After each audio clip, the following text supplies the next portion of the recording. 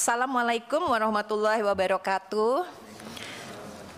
Selamat pagi dan salam sejahtera bagi kita semua. Om Swastiastu, Namo Buddhaya, salam kebajikan.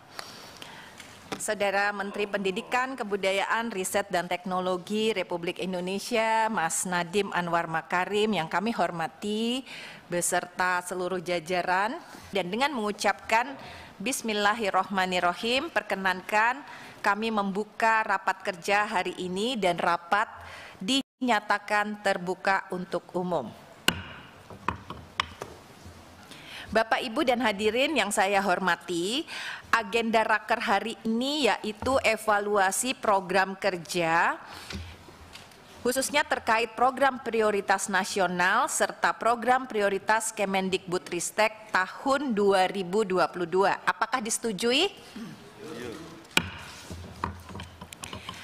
Baiklah, sebelum Pak Menteri menyampaikan paparannya, mungkin kami dari meja pimpinan ingin memberikan sedikit pengantar rapat hari ini terkait dengan pengawasan untuk memastikan target-target prioritas kita yang telah dibahas bersama Komisi 10 bisa direalisasikan sesuai perencanaan dan sesuai dengan peraturan perundang-undangan. Nah, dari 10 prioritas di tahun 2022 tersebut kami ingin mendapatkan penjelasan hasilnya. Nah, hal yang paling krusial dan dirasakan juga mengenai permasalahan seleksi guru P3K. Beberapa masalah yang masih mengemuka antara lain seleksi guru P3K tahap 1 dan 2 tahun 2021 belum mencapai target 1 juta. Dari yang ikut tes, yang lulus 293.860 formasi. Di sisi lain terdapat guru lulus passing grade namun tidak mendapatkan formasi dengan berbagai alasan. Dan dari yang lulus sebanyak 293.860 orang tersebut juga menyisakan masalah, yaitu belum semua mendapatkan SK, bahkan yang mendapatkan SK pun masa berlakunya berbeda-beda, serta dengan penggajian yang tidak semua 1 tahun, ada juga yang 5-6 bulan saja. Kemudian ada permasalahan lain terkait seleksi P3K tahap 1 dan 2 berdampak kepada sekolah swasta yang mengeluh kehilangan banyak guru karena guru yang lulus seleksi P3K harus mengisi formasi guru P3K di sekolah negeri yang mengakibatkan sekolah swasta kurang mendapatkan dukungan dalam pendidik, tenaga pendidik, dan menegaskan adanya perlakuan pemerintah yang dianggap berbeda kepada sekolah negeri dan swasta, dan tentu saja ini juga perlu mendapatkan solusinya. Dan terakhir, permasalahan anggaran di mana skema guru P3K melalui dana transfer daerah dengan earmark tapi belum menjadi solusi yang komprehensif dan dianggap sebagian pihak membebani APBD karena banyak pemerintah daerah yang tidak meyakini bahwa gaji dan tunjangan guru P3K berasal dari APBN, bahwa skema penambahan DAU banyak yang tidak terbukti dan menjadi beban pemerintah daerah. Nah, mungkin itu beberapa poin dari permasalahan P3K, dan kami juga tentunya akan sangat senang jika bisa mendapatkan beberapa penjelasan tentang upaya yang sudah dilakukan untuk mengatasi permasalahan-permasalahan, karena kami ini sering sekali didatangi oleh guru-guru honorer yang sedang mengikuti seleksi P3K dan menunggu beberapa kebijakan yang bisa memastikan hak-hak mereka terpenuhi. Itulah beberapa substansi yang mungkin kita minta Saudara Mendikbudristek RI memaparkannya. Dan selanjutnya kami persilahkan kepada Mas Nadiem untuk menyampaikan poin-poin paparannya sesuai agenda raker kita pada hari ini. Kami persilahkan.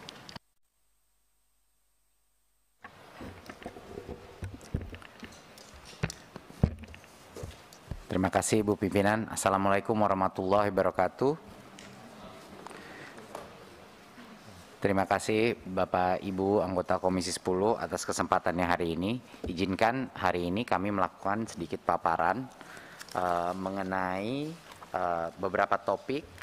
Satu adalah capaian kinerja kumulatif Kemendikbudristek dari semua program prioritas yang akan saya presentasikan sendiri. Lalu kita akan masuk pada perkembangan pagu dan realisasi anggaran Kemdikbudristek tahun 2022, lalu ke perkembangan capaian target prioritas nasional Kemdikbudristek tahun 2022, lalu akan ada penjelasan lebih rinci mengenai target prioritas, dan menutup dengan nanti Bu Nunu akan membahas mengenai seleksi guru ASN P3K, hasil juga dengan diskusi RDP sebelumnya. Bisa lanjut ke halaman 4. Ya, Bapak Ibu anggota Komisi 10, jarang sekali kita dapat kesempatan untuk bisa melihat kembali dari 3 tahun sudah berjalan program Merdeka Belajar. Jadi izinkan saya menyebut beberapa angka-angka pencapaian kumulatif dari semua program prioritas yang mungkin akan sangat berguna untuk memahami kira-kira seberapa jauh kita sudah jalan dalam sudah maju dalam perjalanan ini. Saya akan bahas satu persatu. Saat ini sudah ada 57.000 guru penggerak. Guru-guru kita yang dilatih selama 6-9 bulan jiwa kepemimpinannya untuk melakukan perubahan. Ini adalah guru-guru yang akan mendorong perubahan dan akan diprioritaskan untuk menjadi kepala sekolah dan pengawas di masing-masing. Ini yang akan terus meneruskan gerakan Merdeka Belajar, ya. Dan ada 2,3 juta guru, jumlah guru yang melakukan pelatihan mandiri.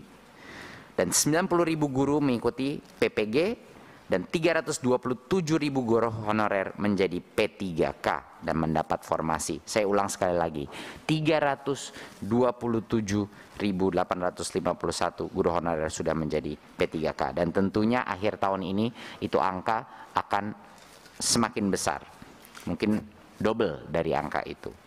Nanti Bu Nunu akan menjelaskan. Untuk program guru dan tenaga pendidikan, saya ingin mengajak Bu Nunuk. Silakan Bu. Terima kasih Pak Menteri kesempatannya.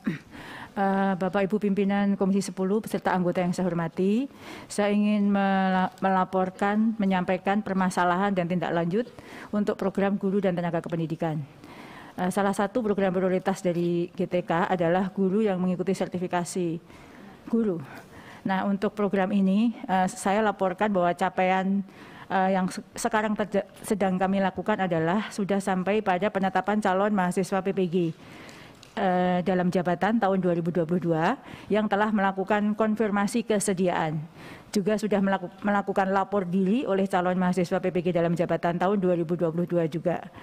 Kemudian pada saat ini untuk kategori 1 PPG dalam jabatan sudah dilaksanakan pembelajarannya mulai tanggal 6 Juli hingga 18 Oktober.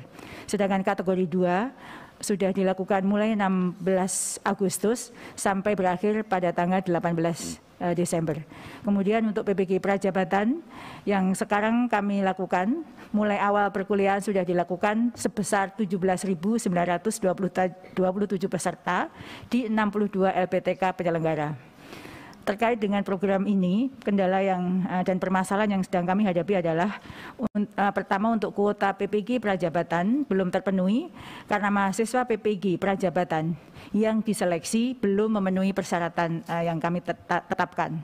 Kemudian dalam pelaksanaan uji kompetensi mahasiswa PPG dalam jabatan terdapat 247 mahasiswa PPG tidak melaporkan diri hingga waktu pelaksanaan UKM PPG dan 123 calon mengundurkan diri.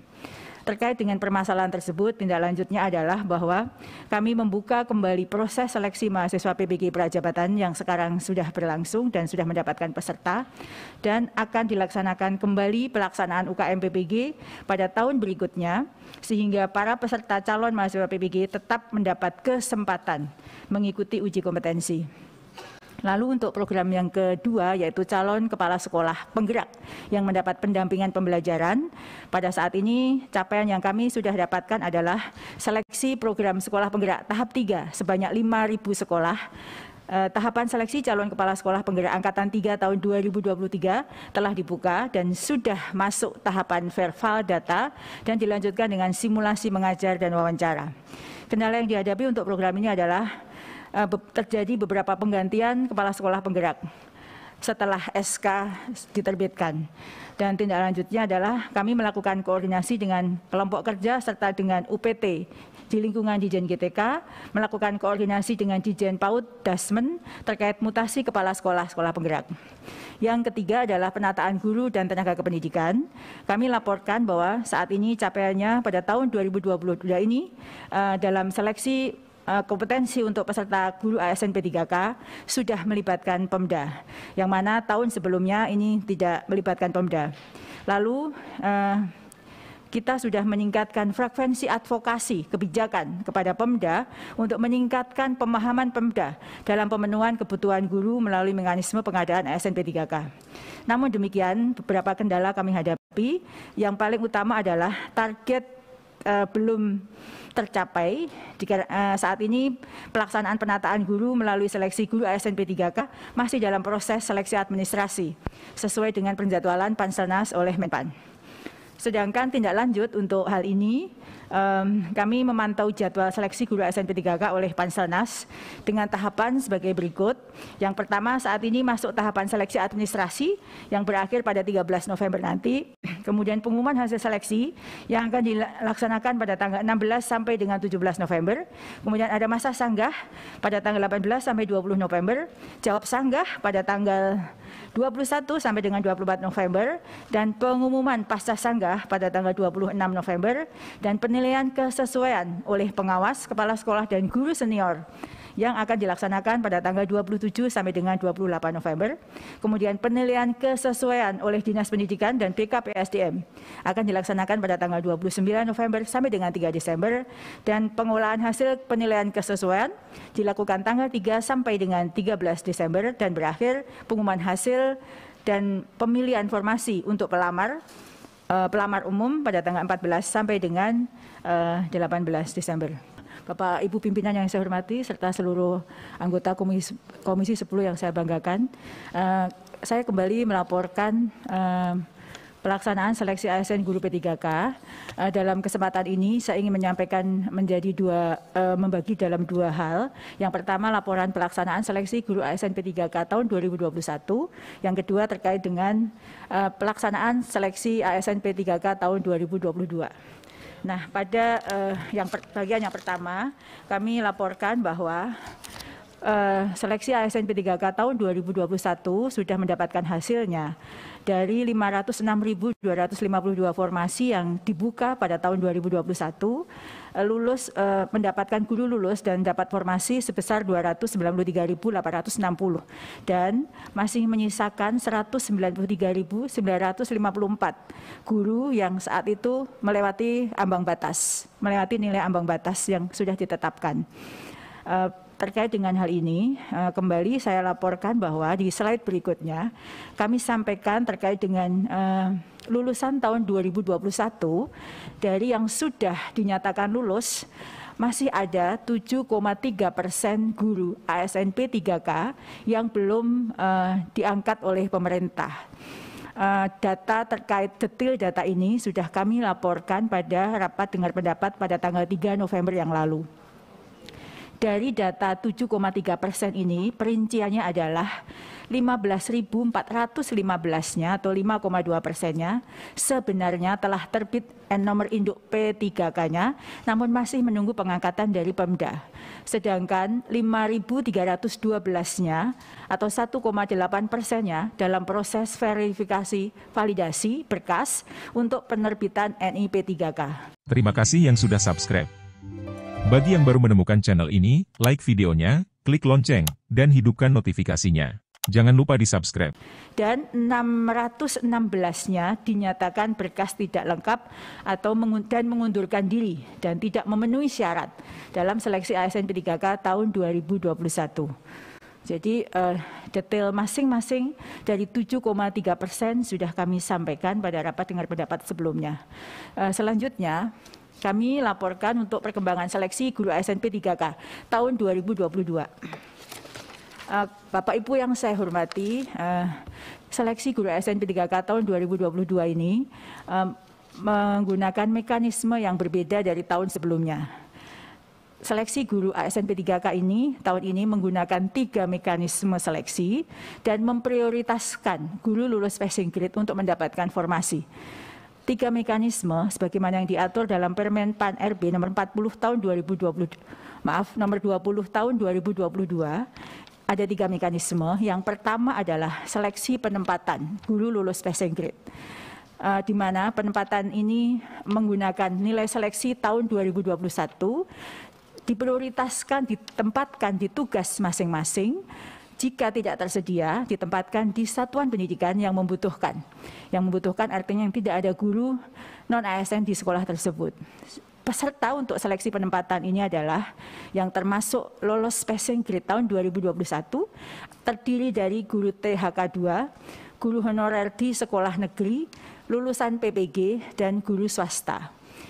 Dalam Permen PAN disebutkan memang jika masih tersedia formasi, baru dibuka seleksi observasi atau penilaian kesesuaian, yang mana seleksi ini dilakukan dengan mempertimbangkan dimensi kompetensi profesional, pedagogik, sosial, dan kepribadian.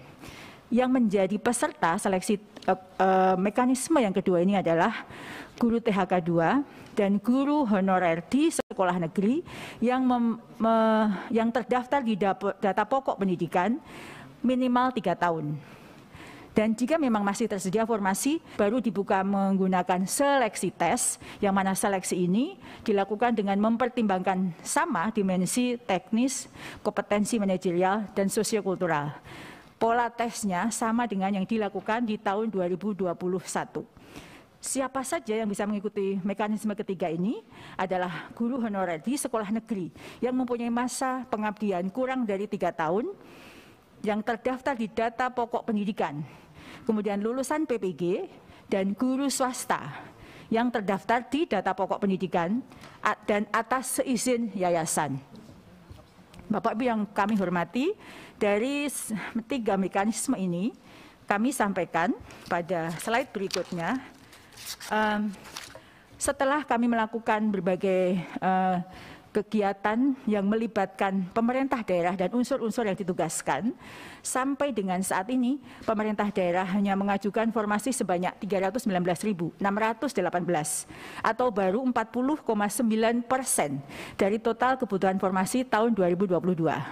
Di dalam layar kami gambarkan bahwa kebutuhan sebenarnya adalah 781.844 sebagaimana digambarkan dalam grafik tersebut. Dan sesuai usulan yang sudah kami dapatkan sebelum kami melakukan pendekatan dengan Pemda itu sebesar 17% saja dari total kebutuhan, yaitu 131.239. Lalu beberapa kali kami melakukan rapat koordinasi mengundang seluruh Pemda di seluruh Indonesia sehingga terjadi peningkatan jumlah sebesar 24% dari usulan sebelumnya. Namun demikian peningkatan ini pun masih jauh dari kebutuhan yang sebenarnya, yang mana formasi akhir pada saat ini adalah 319.618 atau 41% dari total kebutuhan. Kami laporkan Pak Fikri pada saat RDP, kami laporkan Brebes menarik usulannya, namun berbagai pendekatan yang sudah dilakukan, Bupatinya langsung datang ke Menpan dan PKN, formasi 517 itu dikembalikan lagi, alhamdulillah, sehingga laporan pada saat RDP itu berdampak pada Pemda kembali mengusulkan kembali karena ada informasi yang didengar oleh guru dan guru kemudian melakukan advokasi kepada Pemda, dan saya mendampingi Bupati Kabupaten Brebes sehingga formasi tersebut kembali, alhamdulillah. Memang ini luar biasa. Akibat RDP. Iya, betul. Selanjutnya kami laporkan di slide berikutnya, Bapak Ibu yang saya hormati. Ini adalah perincian jumlah formasi untuk total formasi tahun 2022, yaitu 319.618. Formasi ini terdiri dari yang dapat kami sampaikan bahwa formasi yang mendapatkan notifikasi bahwa guru tersebut mendapatkan formasi adalah 127.186. Yaitu guru atau disebut dengan prioritas 1, yaitu guru lolos passing grade tahun 2021. Nah, kami laporkan bahwa untuk P1 ini terkunci pada jabatan atau formasi passing grade-nya. Artinya jika tahun ini belum mendapatkan formasi, passing grade itu masih di bawah sampai tahun depan hingga yang bersangkutan mendapatkan formasi pada jabatan yang dilamar tahun 2021. Ini kami sampaikan karena banyak guru yang mempunyai persepsi berbeda terkait dengan hal ini. Jika tahun ini dia tidak mendapatkan formasi, maka PG-nya hilang. Ini kami laporkan kembali. Jika pemerintah daerah mengusulkan formasi kurang dari kebutuhan, maka P1 tersebut tidak akan mendapatkan formasi, seperti yang kami laporkan, dan jumlahnya cukup besar. Kemudian ada P1 yang tidak mendapatkan penempatan karena memang terdapat kelebihan mata pelajaran di daerah tersebut. Maka yang dari 193.000, 127.000-nya yang sudah aman untuk mendapatkan formasi. Lalu formasi tahun 2022 ini ada 3.184 formasi untuk P2. P2 itu adalah guru THK 2, guru honorer di sekolah negeri yang lebih dari 3 tahun, yang mana akan dilakukan melalui seleksi observasi dan verifikasi. Dan 127.232 untuk formasi untuk P3 atau guru honorer yang ada di sekolah negeri lebih dari 3 tahun. Kemudian kami sampaikan bahwa penempatan P1 ini kami laporkan kembali, menegaskan kembali bahwa penempatan P1 ini tidak menggeser guru honorer lain yang sudah mengabdi atau sudah ada di sekolah tersebut. Karena itu terdapat formasi yang terbuka untuk I2 yang sudah ada di sekolah masing-masing walaupun terdapat P1 yang belum ditempatkan. Jadi kalau sudah ada guru yang mengabdi di situ, tidak akan tergeser oleh guru lain. Ini belajar dari praktek baik tahun 2021 karena banyak guru yang tergeser sehingga dia tidak mendapatkan mengajar lagi dan menjadi pengangguran. P1 yang tidak dapat ditempatkan diberi kesempatan untuk memilih formasi yang masih kosong dengan menggunakan mata pelajaran atau jabatan lainnya, yang mana dalam hal ini peta linearitas berlaku. Jika P1 melakukan hal tersebut, maka mengikuti seleksi observasi dan verifikasi bersama kelompok P2. P1 tetap diprioritaskan dibandingkan dengan P2. Bapak Ibu yang saya hormati, kami laporkan bahwa ada 62.016 untuk formasi untuk pelamar umum. Jadi mohon maaf ya kesalahan penyebutannya, pelamar umum, yang mana formasi untuk pelamar umum hanya formasi kosong. Jadi kami menyampaikan ini untuk menjawab pertanyaan mengapa ada P umum sementara P1 belum ditempatkan. Formasi P3 untuk umum ini hanyalah formasi kosong yang sama sekali tidak ada guru honorernya. Formasi ini bukan formasi yang sama dengan formasi P1. Jadi misalnya ada guru P1 yang masih tersedia dengan mata pelajaran itu, maka formasi umum tentu tidak dibuka. Yang mana ini mata pelajaran ada di pelamar umum ini berbeda dengan P1.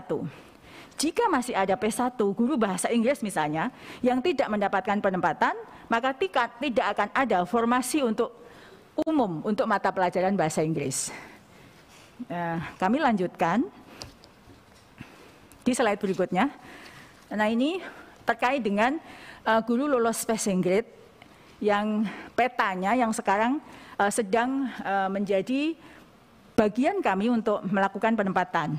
Dari 193.954 pelamar P1, kami laporkan bahwa 87,2%-nya guru lulus passing grade tersebut bisa mendapatkan formasi ASN P3K tahun 2022. Dan masih ada 12,8% yang belum mendapatkan formasi. 87,2% ini adalah di angka yang berwarna hijau, 127.186 yang sudah mendapatkan notifikasi mendapatkan formasi, dan di 11.349 yang tersedia formasi jika guru tersebut melamar menggunakan jabatan lainnya. Jadi masih alhamdulillah sudah 87,2% yang sudah mendapatkan formasi. Dan yang sisanya tersebut kami laporkan bahwa 41.000-nya adalah sebenarnya ada kebutuhan, namun belum dibuka formasinya oleh Pemda terkait. Dan 13.527-nya adalah memang tidak tersedia formasi karena mata pelajaran yang dimiliki oleh guru tersebut memang berlebih. Selanjutnya, di slide ini kami laporkan bahwa yang mendapatkan notifikasi untuk melamar dengan jabatan fungsional lainnya, ini adalah yang belum mendapatkan penempatan bisa mengikuti seleksi sebagai P2, P3, ataupun pelamar umum. Yang pelamar umum ini adalah guru honorer swasta yang lolos passing grade. Jika mereka turun prioritas, maka bisa mengikuti sebagai peserta pelamar umum. Ilustrasinya adalah sebagaimana yang ada di layar bahwa guru P1 itu sebenarnya dia adalah guru SD. Karena tahun 2021 tidak ada formasi untuk guru kelas SD, guru tersebut melamar sebagai guru SMP matematika misalnya, atau guru SMP IPA. Pada notifikasi yang bersangkutan diberikan pilihan apakah ingin tetap sebagai P1-nya yaitu guru IPA SMP, ataukah dia memilih menggunakan jabatan lainnya untuk bisa mengikuti seleksi saat ini yang jumlahnya lebih dari 11.000. Jika dia setuju tetap pada P1-nya guru IPA, maka dia akan tetap sebagai guru honorer di tempat tugasnya saat ini hingga sampai dibuka formasi berikutnya. Jika dia memilih untuk mengikuti turun prioritas istilahnya, sebenarnya mengikuti seleksi untuk P2 maupun P3, maka dia bisa kembali mengikuti penilaian kesesuaian dan yang bersangkutan bisa memilih sebagai guru kelas SD sebagaimana jabatan yang dimilikinya. Demikian Pak Menteri, tugas yang diberikan saya untuk melaporkan seleksi ASN P3K yang sedang terjadi. Terima kasih waktu dan kesempatannya. Terima kasih Bu Nunu. Saya rasa demikian presentasi kami. Semoga ini bisa mendapatkan gambaran mengenai prestasi kumulatif dari capaian program prioritas dan juga fokus kepada program-program di tahun 2022, dan semoga penjelasan status terakhir proses P3K itu sudah jauh lebih transparan dan jelas dan benar-benar memprioritaskan guru-guru yang ada di dalam sekolahnya sendiri sehingga tidak terjadi berbagai macam komplikasi yang terjadi di 2021. Demikian dari kami, saya kembalikan ke meja pimpinan. Terima kasih.